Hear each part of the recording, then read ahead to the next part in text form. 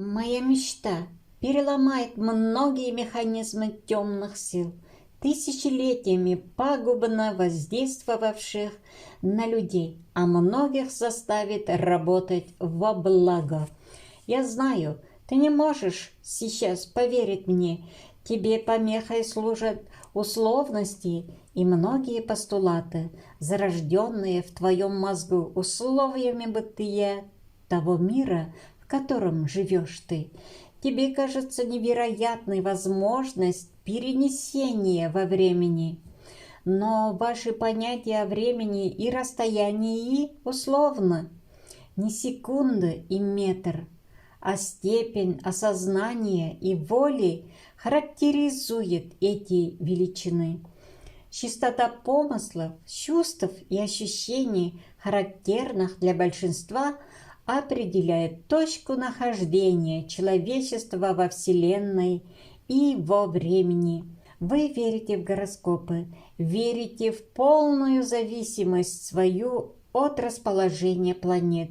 Эта вера достигнута с помощью механизмов темных сил. Эта вера, тормозит время светлой параллели, давая возможность темной продвинуться, увеличить свою величину. Эта вера уводит вас от осознания истины, сущности своего бытия земного. Ты проанализируй внимательно, подумай. Человека создал Бог по образу и подобию своему. Человеку дана самая великая свобода, свобода выбора между темным и светлым. Человеку дана душа, все видимое подвластно человеку, и он, человек, волен даже по отношению к Богу. Любить его или нет, никто и ничто не может управлять человеком помимо его воли.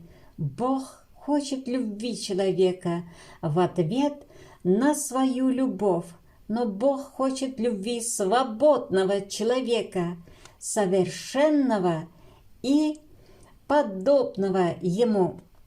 Бог создал все видимое и планеты в том числе. Они служат для обеспечения порядка и гармонии всего живого растений, животного мира, помогают человеческой плоти, но они абсолютно не властны над душой и разумом человека. Не они направляют человека, а человек через свое подсознание движет всеми планетами.